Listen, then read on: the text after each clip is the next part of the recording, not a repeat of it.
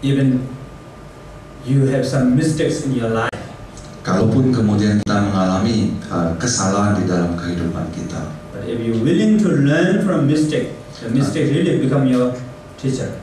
kalau kita kemudian mau betul-betul belajar dari kesalahan tersebut, maka kesalahan tersebut menjadi guru kita. And I will tell you some story Dan Rinpoche akan berbagi cerita kepada kita, with His Holiness Karmapa. yaitu tentang bersama dengan His Holiness Karmapa. First time His Holiness Karmapa came to India was year 2000. Jadi pertama kali beliau His Holiness Karmapa ke India adalah pada tahun 2000. And that time I was studying in the Buddhist college, for 9 years, and I finished, graduate, after study for 9 years. Jadi pada waktu itu Rinpoche baru menyelesaikan belajar di seminari Buddhis, ya, 9 tahun, sehingga kemudian muncul perasaan, waduh, saya baru selesai nih, ya, kuliah. I finished my 3-year retreat when I was 17 years old, the beginning of my early years, 17 years old, and 17, 18, 19, I joined the traditional Buddhist college. Nah, lalu kan beliau selesai keluar dari retret tradisional usia 17 tahun. Lalu setelah itu kemudian masuk, ya, ke seminari Buddhis, ya, atau Buddhist college yang tradisional. Do you saw the documentary? Sometimes do like this, something like that. Pernah lihat gak dokumenter, ya? Jadi yang barusan diperagakan oleh Rinpoche adalah sebuah latihan perdebatan. Debating. So the monks, nuns, they fighting each other.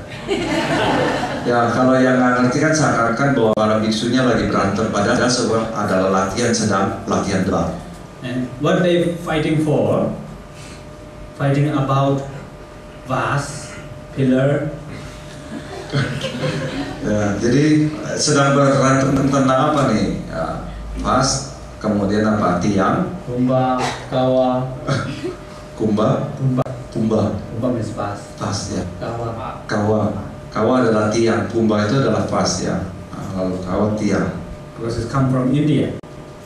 So India, when they look inside house, they see the pillow, and they use the pillow as example.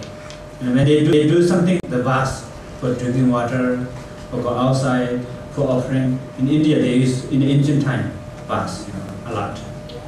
Nah, jadi maksudnya tadi adalah bahwa di India ada tradisi ketika mereka masuk rumah, mereka melihat tiang rumah, dan tiang rumah ini banyak dijadikan sebagai contoh. Lalu kemudian vas air, ya, itu ya kayak untuk yang menampung air. Nah, itu untuk persembahan, untuk minum. Nah, dan itu juga banyak dilakukan. And we use this as example. Dan maka kemudian kata tadi vas dan tiang beliau gunakan sebagai contoh. The vase is impermanent. Why? Because it comes from cause and condition, something like that. Nah, jadi contoh adalah vas itu sifatnya tidak kekal karena berasal dari sebab dan kondisi. One time, there's one business family, and they sent their son to the monastery. And after 1 year later, they went to monastery and see the son. But they are debating. And the son was there, and everyone debate. And what is it? Bumba, bas, Bumba means bas. And he thought, oh, it's terrible. All these monks are fighting for Bumba. And he said,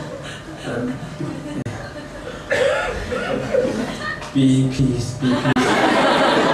Next year, I will buy Bumba for everyone.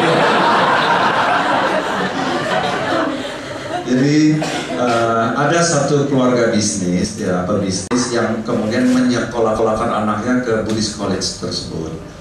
Nah, jadi setelah 1 tahun kemudian keluarga tersebut menengok anaknya. Nah, yang terjadi adalah ada sesi perdebatan dan anaknya itu sedang didebat. Yang dia dengar adalah seakan-akan sedang berantem tentang vas. Lalu kemudian orang tuanya maju ke depan menenangkan, tenang. Tahun depan saya akan membelikan kalian vas satu orang satu. So I finished all these studies when I was when in the 2000 year 2000 I finished. Jadi Rinpoche menyelesaikan studi tersebut pada tahun 2000. And then they choose me as debating partner. You know, when you debate, you need a friend, and the debating partner for His Holiness Karmapa. Nah, jadi kemudian beliau dipilih sebagai teman debat dari His Holiness Karmapa. Few of us, you know, together. Jadi ada beberapa orang. And I had big crowd. Lalu kemudian Rinpoche merasa besar, maksudnya sombong gitu. Now, I finished study for 9 years. Saya sudah selesai nih studi 9 tahun. And the Karmapa is just beginning to study. Sedangkan His Holiness Karmapa kan baru mulai studinya.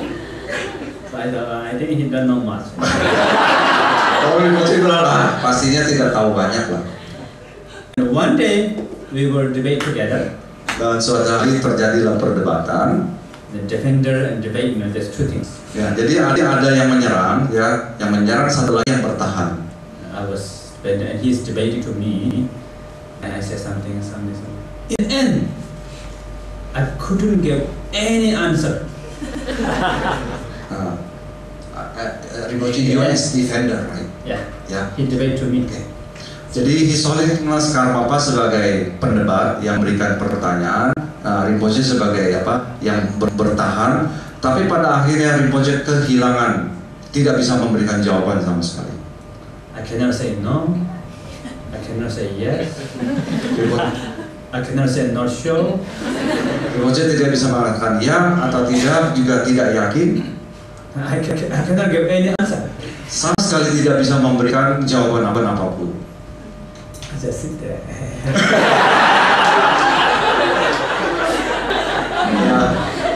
Yang bisa cuma duduk nyengir, ketawa nyengir di situ. I thought maybe there's no answer even in the text, you know. Karena beliau pikir mungkin bahkan dicari di teks pun nggak ada ketemu jawabannya. And I lost my pride half. Dan Rinpoche bilang bahwa rasa sombongnya kemudian hilang setengah. And I thought, wow, this is not just human being. Lalu Rinpoche bilang, waduh, ini His Holiness Karmapa bukan sekedar manusia nih. And after a few weeks later, you know, and then we were studied together, you know. And then one time I bought one text and offered him. Actually, I bought two. You know, one offered him and one I kept. Lalu beberapa minggu kemudian, ketika sedang studi, jadi Rinpoche membawa dua teks, satu untuk His Holiness Karmapa, satu lagi dipegang oleh Rinpoche. And he looked at the text. Oh, he said, oh, nice. Okay, maybe you and me have competition. Who can memorize this first? Nah, lalu ketika His Holiness Karmapa melihat teks tersebut bilang bagus, lalu kemudian beliau bilang sama Rinpoche, ayo mari kita berkompetisi. Siapa yang bisa menghafal lebih cepat teks ini? It's new text and he don't have before. I just bought and offered, you know. Nah, jadi ini adalah sebuah teks yang baru yang His Holiness Karmapa belum pernah punya, belum pernah lihat, dan Rinpoche baru saja membelinya. I said yes. Lalu Rinpoche bilang oke, ya. And I have one copy and he's got one copy. And I see the corner of the room. And normally when I memorize text, I have to read it loud, you know.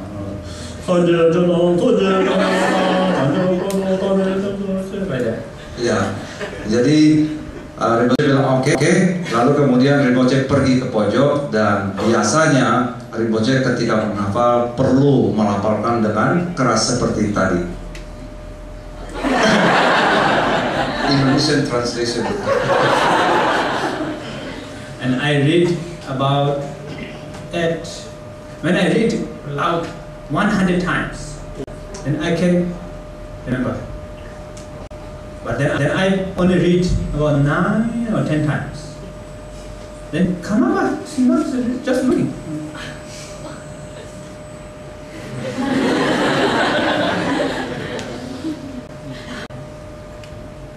And I finished, I think, 9 or 10 times. He said, okay, I finished. I already memorized. Jadi biasanya Rinpoche perlu untuk sampai hafal itu perlu baca keras sekitar 100 kali, ya. Nah, jadi baru baca 9 atau 10 kali His Holiness Karmapa sudah selesai, ya. Dan beliau bacanya tanpa mengeluarkan suara. I thought, oh, I think that's not true. Dan, wah, ini sih nggak benar nih, kayaknya nggak mungkin nih. And I told her, oh, thank you, wonderful. Give me that copy. Oh ya, bagus. Nah, sekarang tolong kasih saya kembali teks tersebut. And I take the both texts. Lalu 2 teks dipegang sama Rinpoche. And I ask him, please, now you can read from your memory. Nah, lalu kemudian Rinpoche dan His Holiness, silakan His Holiness untuk mulai merapalkannya, ya, menghafalkannya. And he read from beginning. We have the first page. According to books, maybe it's 3 pages, something like that. No. And he read from beginning to end. From book point to 3 pages. Oke, jadi kurang lebih sekitar 3 halaman gitu kan ya, kalau dari buku, dan mulai beliau hafalkan dari awal sampai akhir. And I lost all my pride. Dan rasa sombong Rinpoche lenyap semua. So I learned a lot. Dari situ beliau belajar banyak. This is one of the biggest lesson for me. Dan itu adalah salah satu pembelajaran terbesar untuk Rinpoche. So before I had proud, Sebelumnya Rinpoche merasa sombong. And I don't realize that I have little pride.